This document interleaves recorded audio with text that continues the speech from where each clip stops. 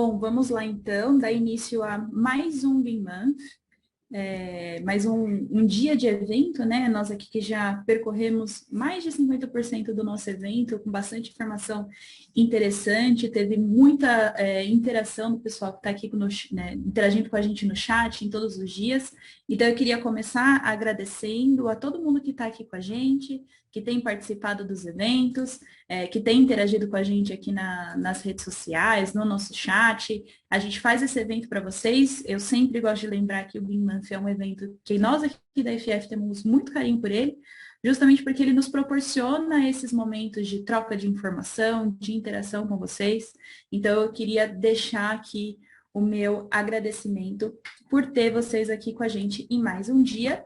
E gostaria de chamar também o Rogério Suzuki. Ele esteve com a gente na terça-feira falando sobre o uso de BIM na gestão de ativos e está aqui comigo de novo hoje, na quinta, para discutir sobre esse assunto. Então, muito bem-vindo novamente, Rogério. Muito bom ter você aqui com a gente mais um dia. Boa tarde, Natália. Boa tarde, pessoal. Agradeço novamente a oportunidade de estar aqui com vocês. Muito bom. E antes da gente começar, né, o pessoal que já participou aqui dos outros dias já sabe disso, sempre tem um recadinho no começo, então eu vou passar alguns recadinhos, coisa rápida, e logo em seguida a gente já começa a nossa discussão. Então eu vou compartilhar a tela aqui com vocês. Vocês estão conseguindo me ouvir bem? Sim, escutamos perfeito. Ótimo. Então, vamos lá, né? Então, hoje é o nosso quarto dia de Lean Month, né? A nossa segunda mesa redonda, focando aí no uso de Lean para gestão de ativos. Para quem ainda não me conhece, né? Meu nome é Natália Magatti, faço parte da equipe de planejamento e controle. Sou arquiteta e urbanista, formada pela Universidade de São Judas aqui de São Paulo. Sempre gostei da parte de tecnologia para EC. Gostava bastante de trabalhar com modelagem 3D na universidade. Vim para a equipe da FF Solutions em 2018. Entrei para a equipe técnica, auxiliei em projetos de implantação BIM, tanto na área de arquitetura quanto de infraestrutura no Brasil. Hoje eu também faço parte da organização Women in BIM, né? Sou Original Lead, represento elas aqui no Brasil, e integro a equipe de planejamento e controle. Então, hoje eu trabalho aí diariamente na parte de gerenciamento de projetos aqui da FF. E falando rapidamente sobre a FF, né? Nós estamos aí no mercado de tecnologia há 26 anos, trabalhando em diversos setores, como GeoBIM, infraestrutura civil, mobilidade urbana, utilities, edificações e plantas industriais. Né? A gente trabalha bastante nas áreas de trabalhando com AEC, cidades inteligentes, plantas industriais, mineração, governo, e sempre buscando melhorar a forma de trabalho dos nossos clientes, né? Apoiando aí no seu crescimento e alcance de metas. E a FF possui aí diversos parceiros, com certeza vocês conhecem muitos, se não todos eles, né? Então, nós somos um grande parceiro da Autodesk, da Oracle, Adobe, Google Cloud e Esri. E junto com esses parceiros, nós trabalhamos na implantação GeoBIM, nós nos tornamos um destaque nesse serviço, desenvolvemos soluções, oferecemos suporte técnico especializado, então todos os clientes FF possuem acesso à nossa equipe técnica que dá auxílio no suporte técnico, seja desde a instalação de software até algum erro, né, algum problema na ferramenta, a gente sabe que isso pode acontecer algumas vezes, então todos os nossos clientes possuem acesso à nossa equipe especializada, tá? E nós também trabalhamos nos treinamentos personalizados. Então, todos os nossos clientes fazem o treinamento de acordo com a necessidade, né, com o que eles vão executar no dia a dia. Nós temos os treinamentos de ferramenta, muitos deles na FF University, mas nós também oferecemos de forma online, né, ali na nossa plataforma AD, treinamentos de fluxo. Então, nós temos aqui diversos tipos de treinamentos que com certeza vai conseguir atender aí o seu fluxo do dia a dia. A gente vai ensinar justamente aquilo que você precisa aprender, tá? E falando um pouco das nossas conquistas, então, como eu mencionei, a FF está há 26 anos no mercado de tecnologia, já capacitamos mais de 5 mil profissionais, temos aí mais de 25 mil horas de consultorias realizadas, mais de 1.400 clientes conquistados, nos tornamos uma referência quando o assunto é GeoBIM, implantação GeoBIM, E também contamos com uma equipe técnica com mais de 15 prêmios de destaque. E falando um pouco sobre o nosso time técnico, nós contamos com uma equipe multidisciplinar, que é composta aí por engenheiros, arquitetos, cartógrafos e geógrafos, com pós-graduação e mestrado. Hoje, o nosso especialista em infraestrutura é o autor do livro do Civil 3D de 2020. Também contamos com uma participação ativa em organizações nacionais e internacionais de disseminação BIM e empoderamento feminino. Então, nós somos parceiros do pessoal do BIM Fórum Brasil, do InRedes, do Women in BIM, como eu mencionei no início da apresentação, e recentemente também fazemos parte da Women's Empowerment Principles da ONU, que também vem fortalecendo essa parte de empoderamento feminino no mercado de trabalho. E também o nosso arquiteto de soluções e inovação é Expert Elite, aí, com grandes conhecimentos nas soluções Autodesk. Falando um pouco das nossas, continuando um pouco das nossas conquistas, né? Nós tivemos um crescimento e expansão, então nosso faturamento ele cresceu 124% nos últimos 3 anos, passamos aí por algumas crises, passamos pelo começo da pandemia e tivemos aí um crescimento muito positivo. Em 2020, nós crescemos cerca de 81% em contratação de colaboradores e também contamos aí com 71% dos cargos de liderança compostos por mulheres. A nossa sede é em São Paulo, né? Mas hoje nós temos uma atuação nacional, estando presente aí em diversos estados. E antes da gente começar a nossa discussão aqui sobre o uso de BIM na gestão de ativos, eu quero relembrar com vocês a nossa agenda do BIM Month 3. Então, lembrando, né, o BIM Month, ele é um evento gratuito, ele está contando aí com 6 dias de conteúdo. Nós já tivemos na semana passada o pessoal do BIM Fórum, o Wilton e o Eduardo Toledo, junto com o Diego, falando sobre o cenário do BIM no Brasil. E em breve essa apresentação vai estar disponível na FF University. O Rogério Suzuki, ele está aqui com a gente hoje, né? Ele fez uma apresentação sobre o uso do BIM para gestão de ativos e hoje é a nossa mesa redonda, né, para a gente discutir em cima desse assunto, com base nas perguntas que vocês nos mandaram na terça e outros tópicos aqui de discussão. E na semana que vem, será a nossa última semana de evento, a gente vai contar com o Vladimir e o Ricardo, falando sobre o uso de Dynamo para projetos de infraestrutura. Essa apresentação está bem interessante, eu particularmente estou bem ansiosa por ela. E aí a gente vai ter o encerramento do nosso evento na semana que vem. Conto aqui com a participação de todos vocês. E com isso eu encerro os meus recadinhos, né? E vamos lá começar a nossa discussão aqui com o Rogério. Bom, vamos lá, né? Vamos dar início ao nosso evento, né? O Rogério está aí comigo? Sim, Tá sim. Então vamos lá, que eu tenho algumas perguntas aqui para você, Rogério. Vamos lá. Então, primeiro eu queria só lembrar, né, que na apresentação anterior, o Suzuki ele mostrou para a gente, ele trouxe em um dos seus slides, né, o que seria a definição dessa gestão de ativos, né, o Facility Management. E esse trecho, ele vem do International Facility Management Association, e ele diz o seguinte, né, que essa ação é a prática de coordenar os espaços de trabalho com as pessoas e processos de uma organização, integra os princípios de administração de empresas, arquitetura, engenharia e ciências do comportamento. E com isso em mente, né, eu queria trazer uma discussão aqui para a nossa mesa.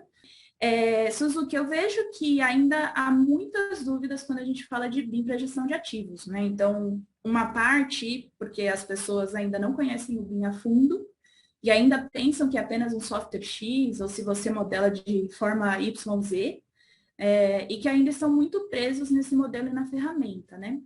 E aí, consequentemente, quando a gente fala de ativos, surge uma dúvida, né? Mas por que isso é importante agora no meu momento de modelagem? E ainda eu sinto que é um pouco difícil de explicar, que é importante nesse começo do modelo, porque esse modelo ele vai trazer uma resposta para a gente no futuro, né? Uma informação para a gente no futuro.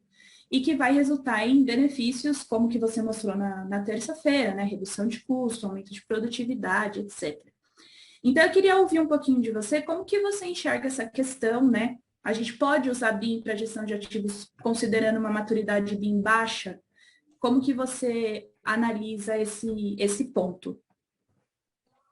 Bom, Natália, obrigado pela pergunta. Deixa eu compartilhar aqui a tela que eu acho que eu prefiro. Bom, gente, o que a gente tem que ter em mente, né? Quando a gente fala do ciclo de vida de qualquer empreendimento, a gente tem duas fases, como eu falei na primeira palestra, né? A gente tem a fase do CAPEX, ou seja, onde a gente faz o investimento, e são os atores que interatuam aqui, são projetistas e construtores, né? Obviamente com o proprietário, que é o demandante aí da obra em questão. Então, aqui são atores que normalmente são externos à corporação, né? E o próprio gestor, o dono, né, o contratante, ele é que faz, né, a contratação dos projetos da obra visando utilizar o ativo, né? Então, como eu adiantei lá atrás, são atores diferentes que vão usar ferramentas diferentes, né? Mas o objetivo sempre é chegar aqui no final, né? Então, aqui a gente pode pensar nessas duas fases, né? A fase do CAPEX, né? E aqui a gente entende, né, que o mercado já vem atingindo uma boa maturidade, né? Em vários casos. Então, projetistas, né, incorporadoras, construtoras, o pessoal está evoluindo todos os dias em relação ao uso do BIM, né? O grande problema é que esse pessoal normalmente não entende o que acontece no depois, né? Por isso que eu mesmo brinquei com a questão da tela azul, né? O pessoal não consegue fazer essa ponte porque esses não conhecem o que acontece aqui e esses daqui nem sempre têm acesso aos que projetam e constroem, né? Então, de qualquer forma, né, se a gente for pensar dentro do ciclo de vida, né, e aqui eu comecei a falar da ISO, na 19650, é importante a gente entender o quê? Né? Que o próprio contratante, né, o demandante, ele tem que expressar os requisitos, ou seja, o que ele quer de informação, né? E independente do nível desses contratados, né, ele deveria receber isso de volta, né?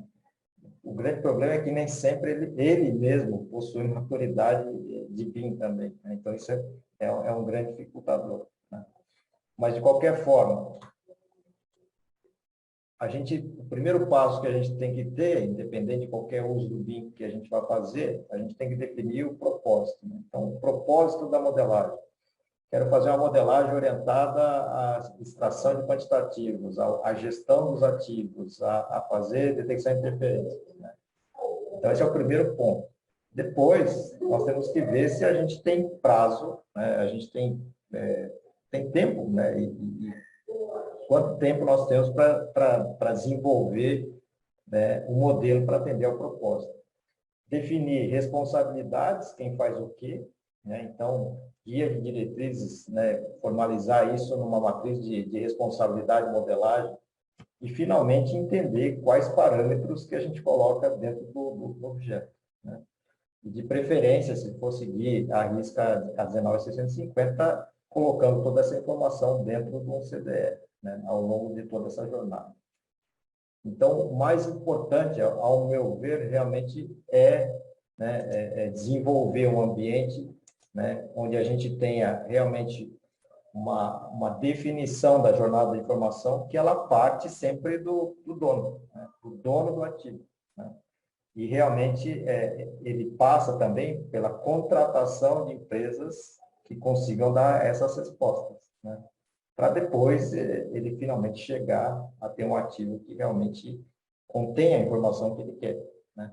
Mas sempre o ponto de partida é o dono, né? Eu vou receber o edifício, a infraestrutura, a estrada, o que seja, né? Então, eu deveria comunicar aos meus contratados, né, e aos meus fornecedores o que eu quero e como eu quero, né? É assim que a gente vê. E, realmente, temos um desafio de aumentar a maturidade, tanto do proprietário quanto dos fornecedores, né? Isso parte de um aprendizado natural, né? A gente tem barreiras técnicas, né? Então, o próprio IFC, por exemplo, hoje, ele tem limitações na transmissão de informação para a área de gestão de ativos, né, que são conhecidas, Mas isso já está no roadmap do desenvolvimento do IFC, por exemplo, né? E eu acho que é mais ou menos por aí, Natália. Certo. Então, pelo que eu pude pegar aqui da sua resposta, né, a gente, essa questão do desafio de maturidade, ele é nítido ainda, né, não só de quem está projetando, mas de quem está solicitando aquele modelo, certo? Com certeza. Então, na Agora, verdade, por é, favor, pode completar. na verdade, assim, o que a gente tem que ter em mente, né, que eu vejo isso sempre e a gente sempre tem discutido, né? A gente no Brasil, quer dizer, não é só no Brasil, né? No Brasil, no mundo, todo mundo está aprendendo a fazer BIM de verdade, né? Seja o estágio inicial, que é fazer o BIM isolado, fazer o BIM de modelagem, sem troca de modelos, depois evoluindo para uma colaboração, né? Uma federação de modelos, análise, e aí mais para frente desenvolvendo os usos mais, como diz, complexos, como a própria gestão de ativos, né? Então, assim, agora, isso não é barreira real para que não se faça, né? Isso que eu acho que é muito importante a gente frisar, né? Não é porque a gente não tem maturidade que a gente não vai desenvolver experimentos, não vai desenvolver, né, grupos de estudo nas empresas, né? Mas realmente a gente tem um longo caminho ainda para trilhar nesse sentido aí, né? E eu sempre gosto de responder, aqui tem aquela pergunta clássica, né? Mas por onde que eu começo, né? Para qualquer coisa, não só em gestão de ativos ou a pessoa que está começando com modelagem BIM, eu sempre respondo a mesma coisa. Falo, se você está no evento aqui hoje, se você está pesquisando, você já começou, né? Uhum. Então, é buscar Exatamente. informação, como você mencionou, né? Os grupos de estudo, trazer essa discussão já é o primeiro passo. E aí, como que isso vai se desenrolar depois? Aí tem várias formas da gente descobrir, né? E você mencionou uma coisa que eu também acho muito interessante de lembrar. Você falou ninguém sabe ainda como fazer, né? Até os outros países estão desenvolvendo, estão aprendendo, verificando lições aprendidas, dando o próximo passo. E a gente aqui está tendo esse, vamos dizer, não é uma zona de conforto, mas a gente está conseguindo assistir o que eles estão fazendo e aprender a partir dos erros deles, né? Então, acho Sim. que isso também é uma vantagem para nós, até porque eu sempre escuto, mas esse exemplo que você me trouxe não é aqui no Brasil, como que isso daí é na Alemanha, isso daí Sim. é não sei aonde. Então, vamos ver como que eles estão fazendo, aprender como que eles estão lidando, né? E trazer isso, refletir isso para o nosso dia a dia, né? Sim, com certeza. Ver o copo meio cheio, essa é uma das minhas frases favoritos aí, sempre ver o que, que a gente consegue avançar com base em todas as informações que a gente tem disponível hoje, né? Hoje, com a internet, qualquer coisa que você pesquisa, tem aí informações ótimas, informações duvidosas, né? A gente precisa ir sempre aprendendo até para conseguir mensurar esse tipo de informação, né? Com certeza. Muito bom. E aí, com base nessa nossa discussão aqui, Suzuki, eu lembro que você mostrou na terça passada uma pirâmide que ela era dividida ali em 4 etapas, né? 3 principais e o topo dela que era o BIM integrado, mas era camada de negócio, camada de informação, de modelagem, até chegar nesse modelo BIM integrado. E Uhum. essa pirâmide, ela ia desde a definição das premissas para Facility Management até a integração dessas informações no modelo BIM. E eu enxergo, né, vamos ver se a minha visão está correta, que o mundo ideal para iniciar um processo de gestão de ativos é percorrer essa pirâmide aí do início ao fim. Tudo bem que, pelo que a gente tem conversado, pensando no ciclo de vida do projeto, né? Você iniciar é o importante, independente de como, em que fase, mas eu vejo que o mundo ideal seria percorrer ela completa. Aí, como a gente discutiu na terça, né? A gente sabe que nem sempre isso é possível. Eu queria pedir para você falar um pouco mais sobre essas camadas e aonde que você enxerga que são os maiores desafios para percorrê-la. Você tem ela aí para... já está aqui na tela. Sim. Se você puder discutir um pouquinho aí com ela, porque eu achei ela muito didática, muito interessante e às vezes teve gente que não pôde participar na terça, né? Se você puder dar um resumo e depois eu queria saber um pouquinho da sua visão sobre esse desafio de percorrer essa pirâmide completa. Na verdade, o que acontece durante o desenvolvimento do meu mestrado, que foi a integração da modelagem BIM com plataforma de WMS, eu uni a minha experiência, né, enquanto consultoria, vivência na implantação de software de WMS também, e unir essa sequência de uma maneira, estruturei de uma maneira que eu entendo ser lógica. Então, sempre me pergunto, qual que é o melhor software? Né? Eu respondo ao meu cliente, o melhor software é o que atende o seu modelo de gestão. Né? Então, o software estaria aqui, né? O modelo de gestão, ele vem antes, né? E antes do modelo de gestão, vem a estratégia da empresa. Né? Então, para mim, né, dentro da consultoria que a gente pratica, a primeira coisa que a gente sempre pergunta para o nosso cliente é para onde você quer ir, né? Eu quero expandir, eu quero reduzir custo, eu quero aumentar a capilaridade, eu quero sair do Brasil e ir para a América Latina. Então, com base nisso, a gente começa a ter drivers que a gente chama de negócio. Então, que são o que a gente chama das premissas de negócio. E a infraestrutura física é um componente vital para as empresas desenvolverem a sua estratégia de negócio. Né? Não interessa se eu sou um banco, se eu sou uma empresa de saúde, se eu sou, né, uma empresa, uma concessionária de rodovias. Quem me dá suporte para desenvolver a minha estratégia é a minha infraestrutura. Né? Obviamente, o nosso pessoal é fundamental, mas a infraestrutura física é fundamental. Então, defina a estratégia, defina o escopo, ou seja, qual é o escopo de gestão? Vão ser ferrovias, vão ser edifícios de escritório, vão ser torres eólicas, eu não sei. Né? E aí, a outra parte fundamental é definir como eu faço a gestão desse patrimônio, desses arquivos. Né? Porque várias vezes, quando o pessoal nos chega para dar orientação, eu pergunto, você sabe, né, qual que é o modelo de gestão que você vai aplicar? Né? Então, existe aí uma recomenda que você faça a cada 2 anos um Strategic Facility Plan, que é um plano onde você contempla todas as suas instalações e todas as suas principais decisões. Então, por exemplo, eu tenho a decisão de construir, né, buscar um terreno, construir para uso próprio, ou eu tenho uma decisão que eu vou alugar. Né? Então, isso é uma decisão estratégica, e ela tem que estar contida aqui. Outra decisão estratégica, eu terceirizo ou internalizo mão de obra. Né? Então, essa é outra estratégia. Então, porque quando eu defino isso, eu acabo definindo um modelo de gestão. E esse modelo de gestão também ele tem que ser atendido por KPIs, por indicadores, por informações, e aí que a gente chega na solução de facilities, né? Que é aquela coisa, existe uma solução que a gente mostrou que ela contempla a sua manutenção, e tem outras que vão contemplar controle de aluguéis, controle de sustentabilidade, né? ISO 55000. Então, por exemplo, eu vou seguir a ISO 55000, que é a ISO da gestão de ativos? Sim. Então, eu tenho que buscar uma plataforma que esteja aderente a isso. Né? Porque senão não adianta eu escolher essa plataforma que vai me atender a questão do BIM, mas não atende a questão do negócio. Né? Então, essa é a primeira camada que a gente chama camada de negócio. Uma vez que eu tenho o software, normalmente esse software ele determina os padrões de informação e os requisitos de modelagem que ele tem que receber, se é que ele é compatível com o BIM. Né? Tem mais essa questão, porque a gente tem uma diversidade de softwares no mercado que não fazem integração com o BIM. Né? E aí, eles ditam padrões de interoperabilidade, e aí a gente tem diferentes caminhos, né? Como a gente mostrou. Né? De um software BIM, eu posso chegar num software de gestão via IFC, via COBE, via uma ligação direta, dependendo do software que eu escolho.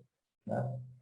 E outra parte fundamental é definir, né? Não sei se vocês lembram, eu falei de inventário, né? Quais são os padrões que eu vou utilizar para classificar essa informação. Né? Então, vou usar Uniformat, Masterformat, Omniclass, a 15965, né? Isso só para falar do sistema de classificação dos componentes, mas vamos pensar, por exemplo, como é que eu vou dar nome aos objetos, nome aos ambientes. Né? Então, muitas empresas não têm, por exemplo, padronização do sistema de mensuração de espaço. Né? Então, a gente tem vários sistemas diferentes. Né? A gente tem BOMA, a gente tem BOMA A, BOMA B, a gente tem vários sistemas que eles não são norma, eles são uma convenções de mercado. Então, qual que é o cliente que vai utilizar? E aí, com isso, eu também tenho que determinar, obviamente, o processo de troca, né? Que aí aqui a gente já entra num fluxo, muito fluxo BIM mesmo, né? Então, nós vamos usar um CDE, nós vamos fazer trocas baseadas em que especificação de troca. Vamos usar COBE, quem vai ser responsável, né? Matriz de modelagem, né? Matriz de MEA, por exemplo. Model Element Author, quem modela o quê, quando, em que LOD e assim por diante, para daí colocar isso no plano de execução e conseguir a modelagem. Então, aqui eu defino estratégia, modelo de gestão, plataforma. Essa plataforma me dá alguns padrões de interoperabilidade. Aqui são premissas internas da empresa, né? E aqui eu já tenho a integração como um todo, né?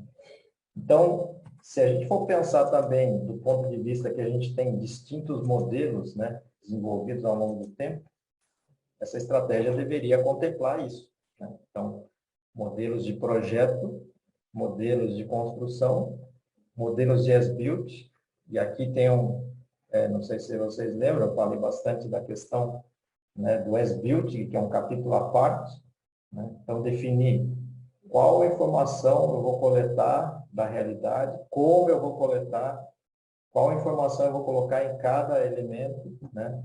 E depois, aí uma decisão final, se eu vou realmente integrar o modelo com uma plataforma de gestão, né? Então, a coisa não é tão preto no branco, ela reveste uma complexidade, né? Então, eu posso, por exemplo, transferir a minha informação via como. Então, eu posso, é uma possibilidade, né? Assim como eu posso transferir minha informação via IFC.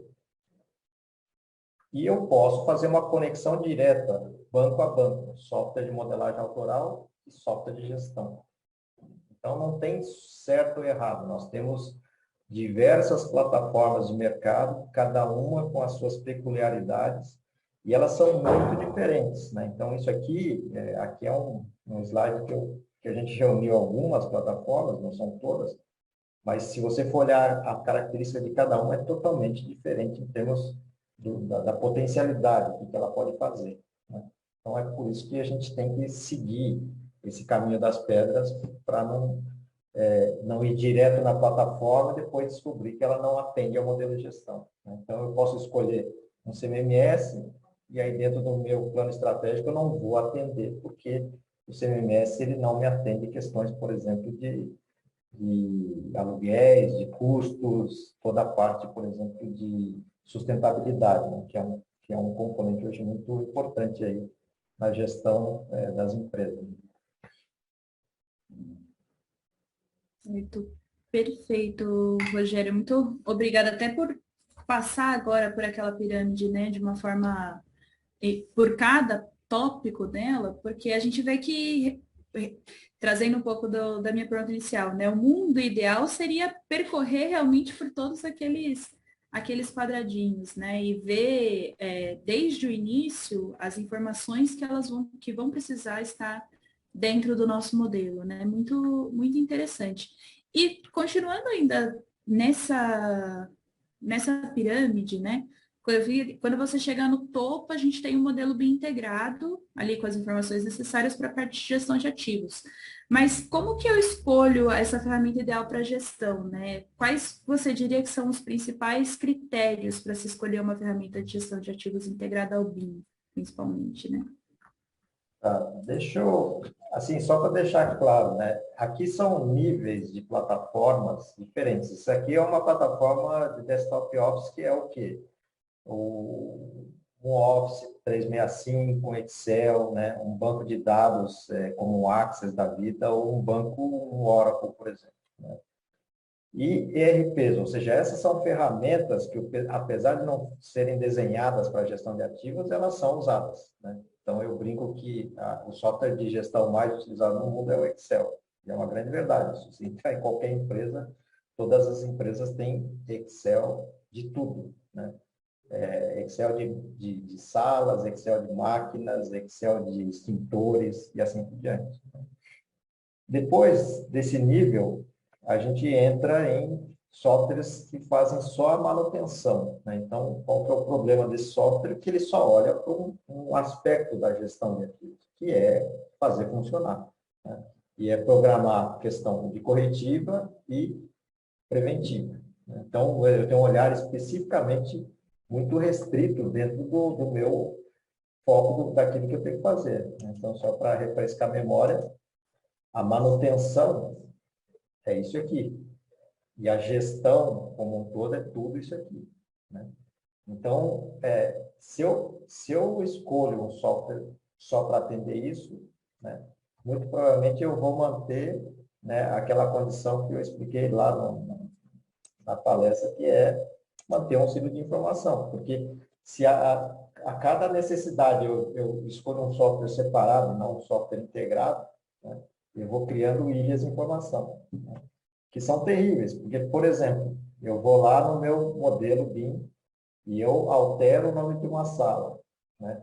Quando eu altero o nome de uma sala, eu tenho que alterar isso num sistema de reserva de salas. Ou eu tenho que alterar isso num software de manutenção, porque eu vou fazer uma corretiva e uma preventiva e o nome da sala já mudou.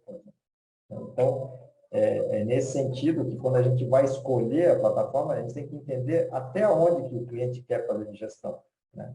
E é por isso que volta naquela pirâmide, né? Quem determina é o modelo de gestão. Nesse patamar intermediário, nós temos softwares que integram ao AutoCAD, né? Então, que você tem a parte de gestão de espaço, gestão de manutenção, e tudo isso integrado, né, em plataformas, que já é um nível melhor do que esse, mas ainda não é isso aqui, né? E o estado da arte é o IWMS, porque ele reúne toda a parte de gestão, né, que eu faço com manutenção, etc., mas eu tenho, por exemplo, toda a parte de patrimônio, aluguéis, etc., né, que efetivamente eu não vou ter naquelas outras ferramentas, né? Então, aqui são exemplos de plataformas. Essa aqui não está no Brasil, mas é bastante conhecida no mundo. Essa daqui é a plataforma da IBM, chama Riga. Então, ela interfaceia com modelos, né? Ela interfaceia, por exemplo, com o BIM 360. A plataforma que a gente trabalha é a Arquidas, que ela integra todos esses mundos, né? E aí, aqui é um módulo, né, onde você faz controle de todo o teu portfólio, e aí você faz as análises de CAPEX e OPEX, né? E você vai analisar, por exemplo, manutenção, sustentabilidade, consumo energético, compliance, tudo isso que faz parte de uma gestão, né? Então, sempre a grande pergunta, né, quando me perguntam como é que eu integro o BIM FM, eu volto para o meu cliente, né, e pergunto o que você quer da gestão, né, e como você quer fazer a gestão. Porque são duas coisas. Tem gente que quer controlar tudo, mas também, às vezes, quando a gente faz uma análise do cliente em termos, por exemplo, do que ele tem de plataforma, ele está naquele nível zero, né? Ele está usando e-mail, Excel, né? E aí ele fala de integrar isso com o BIM, né? Então, isso que a gente encontra todos os dias, né? Agora, um grande problema é o próprio cliente saber o que ele quer, porque muitas vezes ele não sabe o que ele quer de gestão, né? Só que, E não. só que essa é uma tarefa nossa, né? Então, a gente vai e desenvolve um trabalho de investigação, né? Então, na consultoria, a gente faz mapeamento de dores, mapeamento de oportunidades e ajuda, para esses problemas, você tem essas respostas possíveis, né? E aí a gente gera cenários para ele, né? É assim que funciona. E nesse ponto, né, a consultoria ela se torna realmente um parceiro importantíssimo, porque voltando naquelas questões de maturidade, né? Às vezes o cliente ele não tem ainda uma visão tão concreta em cima seja de BIM de uma forma geral, ou até mesmo na parte de gestão de ativos. Então, como você apontou, né? Tem às vezes perguntas que eles ainda não conseguem responder, mas não porque eles não saibam a resposta, né? Mas porque eles ainda não sabem chegar até ela. Então, nesse ponto, é muito importante o posicionamento da consultoria justamente para mostrar o caminho de como que a gente consegue chegar nessas soluções, né? Seja ela ali o Excel, como você mostrou, uma ferramenta mais elaborada aí, né? Que consiga unir todos esses mundos, né? A gente que, como consultor, que vai conseguir dar esse direcionamento, né? Exatamente. Isso aí. Eu tenho mais um ponto, Rogério. Eu queria lembrar, o pessoal está muito tímido hoje. Pessoal, fiquem à vontade aí para falar com a gente pelo chat, para deixar os seus comentários, né? Tirar suas dúvidas. Não tenham medo, o Rogério é uma pessoa super tranquila, né? Estamos na online aqui, ele com certeza vai tirar aí todas as suas dúvidas. Será que é isso, Rogério? Será que eles estão com medo de você? Não, não. O que eu falei, e sempre falo, né? Essa parte do final, né? Normalmente o pessoal que está envolvido com BIM, eles não têm o conhecimento do que se faz no pós-obra, né? E esse é a Uhum, grande dificuldade, né? Que é fazer essa ponte entre quem usa e quem planeja o projeto e constrói, né? Mas o sim. que é importante a gente entender é que, por exemplo, vamos entender, né, o roadmap do governo lá do Reino Unido, né? Um dos objetivos principais, né, de obrigar a contratação de projetos em BIM é reduzir custo operacional, né? E isso a gente só consegue fazer quando a gente usa o modelo BIM na fase de gestão e operação, né? Então, por que que a gente faz, né? O próprio governo brasileiro, a partir de 2028, tem um marco que é fazer o uso do modelo para gestão e operação, né? Então, eu entendo que não, talvez não seja timidez, mas falta realmente de próprio conhecimento e aí a gente não tem tanta margem de perguntas assim. Uhum. Mas por isso que a gente está aqui para levar essa informação para todo mundo, né? E mais Sim. uma vez você trouxe um ponto importante. Hoje a gente está numa fase, né, de pensando na questão do decreto, como que o governo tem apoiado nesses assuntos. A gente está no começo dele, né? 2021 é a primeira data, e você lembrou muito bem que quando chegar ali na nossa última, já está pensando em operação e manutenção, né? E aí é 2028, correto? E aí pode ter aquela questão, né? Ainda tenho 7 anos para pensar sobre isso. Hum, Melhor não, né? Vamos trazer Sim, isso, sim. é, vamos trazer isso para a gente começar a correr atrás disso o quanto antes, né? A Edna até colocou aqui que o Rogério já esclareceu uma série de dúvidas que tinha. Então, acho que a gente conseguiu prever algumas aí, hein, Suzuki? Bom, o que eu acho que é importante, né, a gente entender, né, que primeiro é possível, né, mesmo no cenário que a gente tem hoje, mas ao mesmo tempo que a gente tem que fazer um trabalho muito grande no usuário, né, do patrimônio. Uhum. Esse sim, a grande maioria das empresas que a gente vai, o nível de conhecimento de BIM é praticamente zero, assim. Então, eles não imaginam, mas quando eles veem a possibilidade de integração, eles gostam muito, porque vai resolver o problema deles. Os olhos brilham, né? Sim. E isso casa bastante com o que o Wilton trouxe para a gente, o Wilton e o Toledo trouxeram para a gente na mesa anterior, que é a questão da desinformação. Com popularidade vem a desinformação, né? E BIM, hoje em dia, a gente tem bastante conteúdo aí disponível, né? E aí, consequentemente, algumas desinformações. Mas eu queria trocar um pouquinho de assunto, trazer um outro tema que tem uma relação aí com gestão de ativos, mas eu queria ver um pouco a sua visão sobre isso, né? Eu percebo que hoje a nova buzzword aí do AEC é a questão dos gêmeos digitais. Você até mencionou isso na sua apresentação anterior. E para quem não conhece, né, o gêmeo digital, ele, de uma forma muito resumida, é uma representação virtual de algum objeto, né? Aqui no nosso mundo AEC pode ser uma edificação, uma obra de arte especial, né? Qualquer tipo de construção que aí, através de alguns componentes como sensores, o gêmeo digital ele consegue captar informações sobre o status dessa réplica real, né? Criando uma representação virtual que aí pode ser usada para diversos fins. E aí, nesse objetivo, eu vejo que a gestão de ativos se torna essencial, uma vez que ela pode evoluir para um gêmeo digital, né? E que outras preparações você enxerga que é preciso para alcançar esse resultado? A gente pode dizer que talvez uma boa gestão de ativos já seria talvez o primeiro degrau para um gêmeo digital? Bom, Natália, deixa eu colocar aqui só para relembrar aí, para o pessoal que não participou da palestra também. Bom, o que que a gente tem? A gente tem aí, né, o advento da internet das coisas, que basicamente é o que? A sensorização e a interconexão das informações para a gente poder tomar decisão, né? O gêmeo digital, ele reúne esses sensores, né?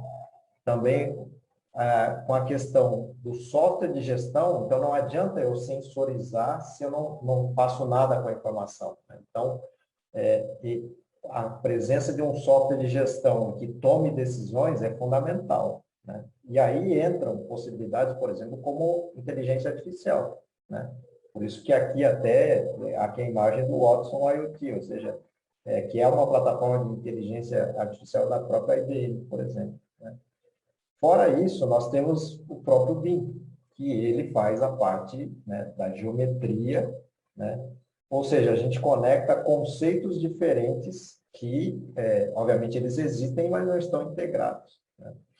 E com isso, depois, a gente consegue tomar decisões, né, baseadas não no achismo, sim baseadas em percepções e medições, né? Então, aqui, em vez da gente fazer uma programação, por exemplo, em vez de eu fazer uma rotina de limpeza de banheiros, por exemplo, né, de manhã e de tarde, eu posso colocar sensores de presença e depois de 100 entradas, por exemplo, eu disparo uma ordem de serviço, né? Ou seja, a pessoa da limpeza ela só vai quando realmente já tem um número de usuários, né?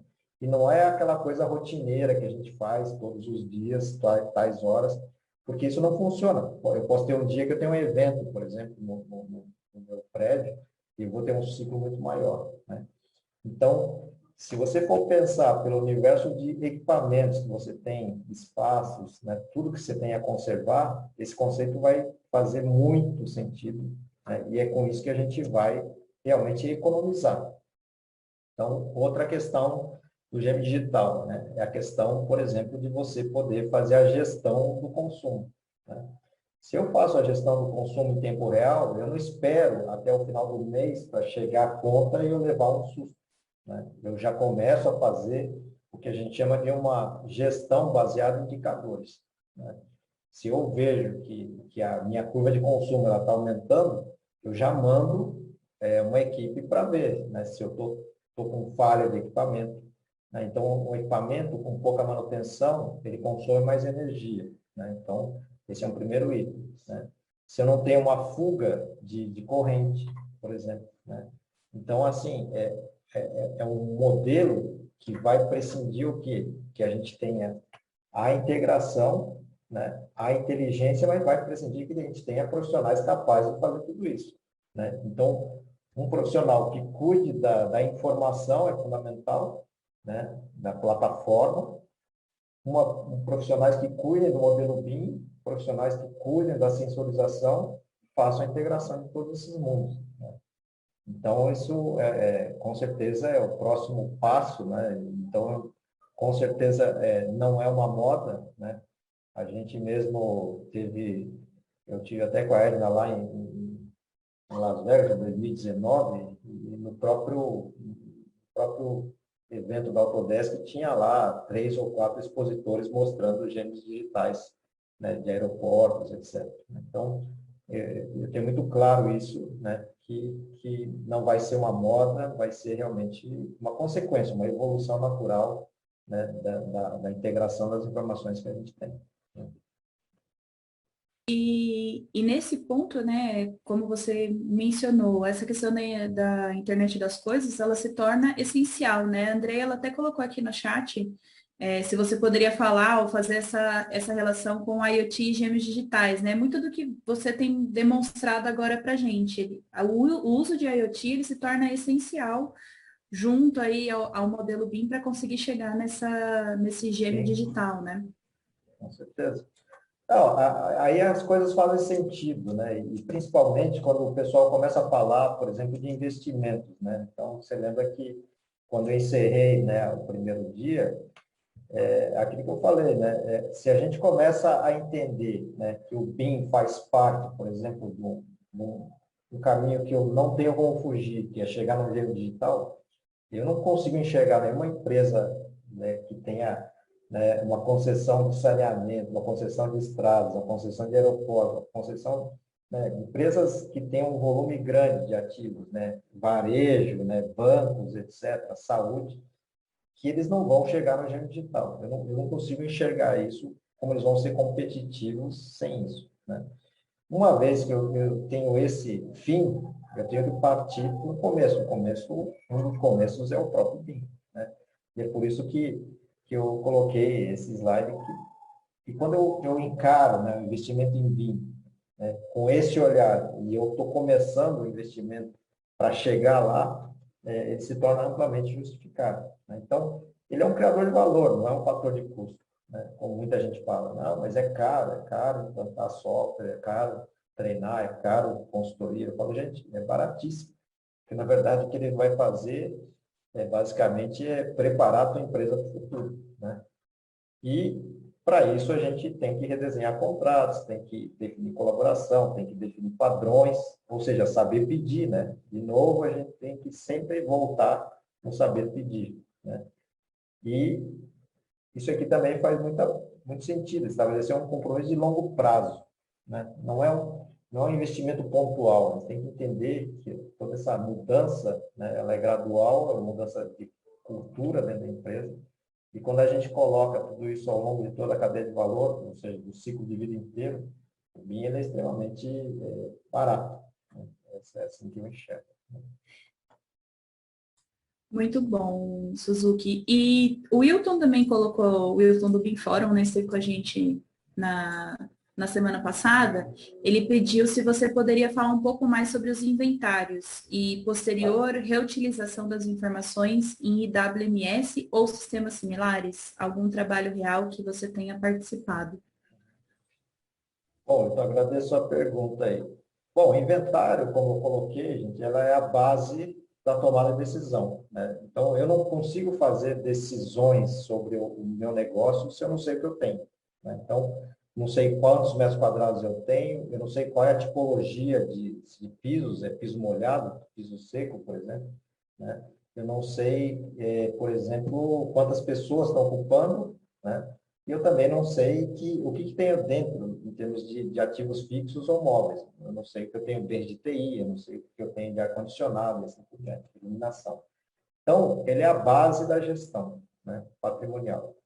Quando eu tenho isso, eu posso ter vários níveis de inventários, né? Desde uma lista simples, que não está atrelado a nenhum padrão específico, ou seja, eu tenho Excel, por exemplo, né? A gente poderia dizer assim que é um inventário parcial, porque não está conectado com nada, não está padronizado a informação, né? E aí, de acordo com esse autor, eu tenho 5 níveis, que ele vai no inventário para manutenção preventiva, que aqui ele já começa a organizar um pouco essa informação, né? Mas ainda não encontram-se incluso, por exemplo, peças de reposição ou consumíveis. Então, eu tenho níveis, né, diferentes de inventários. Aí eu posso ter um nível maior, né? Que eu tenho um nível, por exemplo, de componentes, sistemas, até ter realmente um nível completo, onde eu tenho todas as informações, né? E esse autor, ele fala que a gente varia entre 50 centos de dólar a 5 dólares para, se eu saio a campo para identificar tudo que eu tenho, esse é o custo. Só que o mesmo autor também fala que é possível, ele mostra um cálculo de payback, ou seja, de retorno sobre investimento sobre essa iniciativa, né, que é muito interessante. Então, por exemplo, ele cita assim, mesmo que eu pegue uma instalação de 46 mil metros quadrados e eu faço o inventário mais completo que tenha, eu tenho que investir 250 mil dólares, né? Só que, tipicamente, essa metragem consome 1 milhão de dólares de energia. Não sei se vocês lembram aquela conta de luz que eu mostrei na palestra, né? E se eu faço qualquer iniciativa e eu consigo reduzir 3%, né, em função de eu saber o que eu tenho e tomar devidas medidas, eu faço payback, ou seja, eu recupero esse investimento de US$ 250 mil em 7 anos. Depois que eu recupero, tudo que vier dali para frente é lucro, né? Então, essa é sempre uma visão que a gente tem que ter, né, do custo de não saber, né? É o que eu tenho, né? Por exemplo, se você lembra da palestra, eu comecei a falar, por exemplo, dos bancos físicos, né? Imagina que eu tenho lá 5.000 agências. Se eu não sei qual que é a potência instalada, se eu não sei, né, que equipamentos eu tenho lá, eu assino, por exemplo, um contrato de manutenção pagando, por exemplo, um valor que é um cheque em branco, né? Porque se eu não sei, né, quantas toneladas de refrigeração, tipologias, né, eu simplesmente contrato um fornecedor, né, de refrigeração e ele fala, ó, vai ser 100 mil por mês, e você vai lá e paga. Agora, a partir do momento que eu sei exatamente o que eu tenho, qual é o consumo, quais são as peças, quantas horas eu preciso, né, para fazer a manutenção, eu não vou aceitar qualquer contrato. Então, e eu participei, por exemplo, num caso, numa empresa de mineração, que a gente fez foi simplesmente levantar metragem quadrada, né? E a gente levantou uma discrepância de 22% de metragem a mais. Então, o que acontecia até aquele dia? Todos os meses eles pagavam contratos enormes de paisagismo, né, com 22% a mais do que realmente eles tinham para manter, né? Então, assim, quando você sabe que você tem, né, e se você unir essa informação numa plataforma, fica muito fácil você tomar decisão, né? Então, aqui é um exemplo, por exemplo, que eu tenho a capacidade de comparar, né, que eu acho que essa também é outra coisa.